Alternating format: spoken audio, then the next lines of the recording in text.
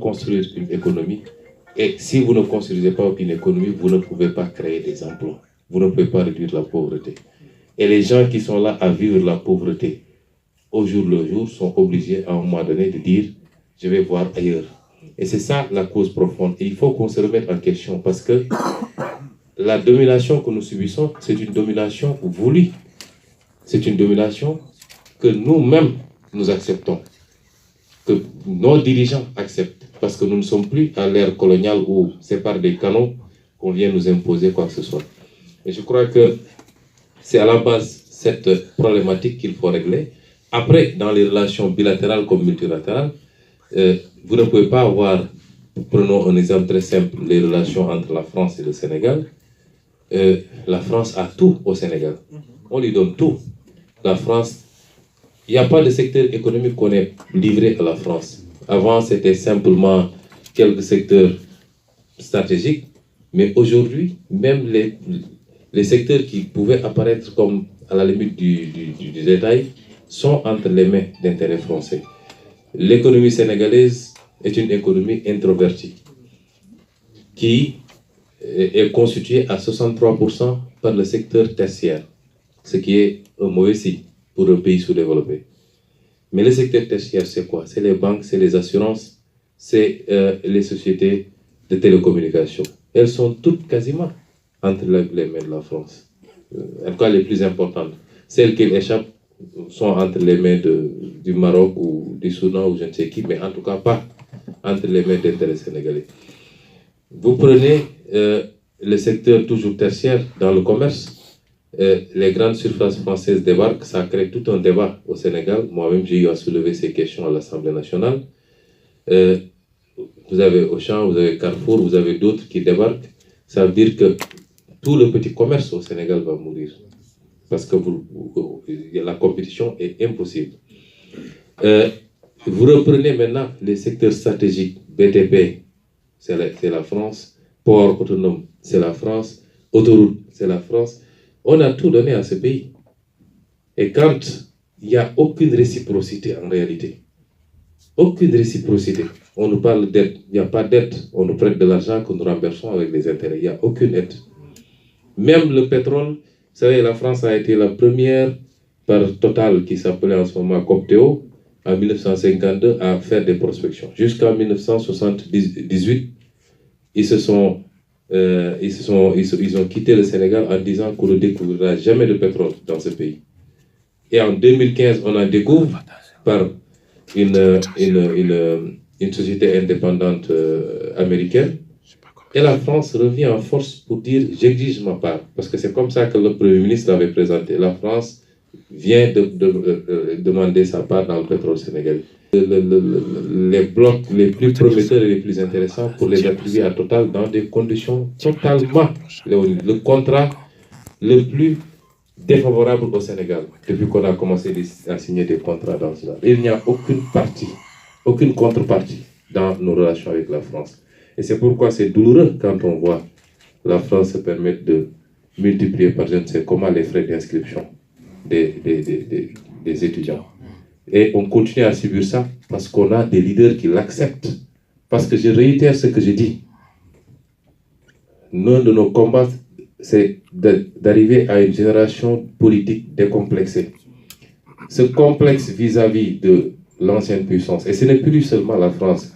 Et quand je pose ces questions, il ne faut pas que les gens pensent que c'est de l'antifrancisme. Je n'ai rien contre la France.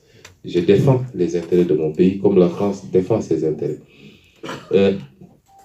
Mais ce complexe qui fait que même en tant qu'Africain, quand vous posez ces débats, moi au Sénégal régulièrement les gens m'interpellent. Mais il faut faire attention, la France est très puissante. Des gens ont été supprimés, éliminés, du risque gros. Et quand on arrive à ce niveau où on ne peut même plus parler de manière indépendante, autonome de ce qui doit être nos préoccupations, de ce qui devait être. Si on n'ose plus, dans nos propres pays, un homme politique n'ose plus dire ça, c'est l'intérêt du Sénégal, ça, c'est pas l'intérêt du Sénégal. Parce que simplement, on a peur d'une soi-disant puissance étrangère, ça pose un problème. Et c'est ce complexe du dominé qui nous poursuit jusqu'à présent, qui suit notre élite politique, qui pense qu'en Afrique, en tout cas en Afrique francophone particulièrement, si vous voulez être président, il faut plaire à la France, il faut caresser dans le sens du poil. Je ne crois pas à ça, moi, et je considère que on ne nous respectera que lorsqu'on se respectera nous-mêmes. C'est pourquoi aujourd'hui Paul Kagame est respecté, et c'est pourquoi Macky Sall ne l'est pas. Et toujours dans ces problématiques qui montrent cette domination-là, vous avez posé la question sur le franc CFA. Nous l'avons dit et nous avons pris une position. On ne peut pas continuer avec le franc CFA. Nous, en tout cas, si on est élu, de manière responsable, intelligente, nous sortirons de ce franc CFA. Parce que c'est une monnaie, d'abord, qui n'est pas calquée sur la taille réelle de nos économies. Elle est arrimée à une monnaie très forte, celle de la première zone économique du monde. C'est une monnaie qui ne nous permettra jamais d'être compétitifs à l'exportation. Tant qu'on est dans cette logique d'économie adossée fondamentalement sur l'importation et donc sur un déficit structurel de nos balances, la balance commerciale comme la balance des paiements, le français est une bonne économie, est une bonne monnaie. Mais si aujourd'hui on veut inverser la tendance, or moi dans mon livre, le modèle économique que nous présentons aux Sénégalais, c'est un modèle qui doit aller vers l'inversion. C'est un modèle qui doit quitter la tertiarisation de l'économie pour insister sur le secteur secondaire, aller vers l'industrialisation portée par des filières du secteur primaire. Et ce modèle, on ne peut pas le réussir avec le franc CFA. On aura beau tenter, ce ne sera pas possible.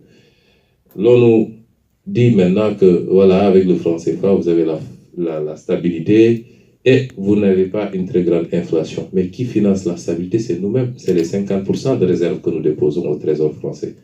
Si on descend en deçà du plancher des 20%, on nous dévalue. Parce que le Trésor français n'acceptera jamais de financer notre stabilité. Le Trésor français, ce n'est pas la Banque de France, c'est le contribuable français. La France ne fera pas supporter cela à ses contribuables. Et donc, soit on dit dans le cadre de la CEDEAO, vous êtes tous incompétents, la BCEAO du moins, vous êtes tous incompétents, vous ne pouvez pas déposer vos réserves vous-même chez vous à la BCEAO et les gérer de manière responsable. Donc, il faut nous amener ça en France, nous on va gérer ça. Tant qu'on acceptera cette posture de l'irresponsabilité assumée, qu'on est incapable de faire ceci ou cela, sur la cinquantaine de pays africains, un peu plus, il n'y a que les 16 pays qui ont en commun le français qui sont dans cette zone. Est-ce que ces pays se portent mieux que les autres pays qui ont leur propre monnaie? Absolument pas.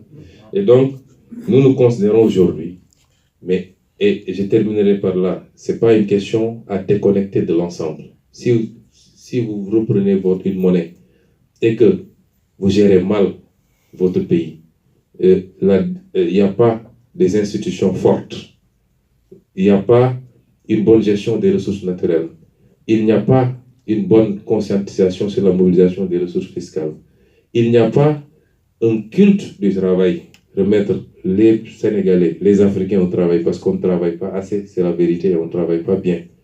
Il n'y a pas cette conscience patriotique qui induit fondamentalement l'amour du pays et la conscience de l'intérêt général qui doit primer sur les intérêts particuliers. Si on ne réussit pas cet ensemble-là, évidemment, on va aller tout droit vers le mur. Ce n'est pas simplement parce qu'on est sorti du franc CFA que le problème est réglé. Il faut tout un ensemble de mesures. Et c'est vous dire l'ampleur du travail qu'il nous faut faire.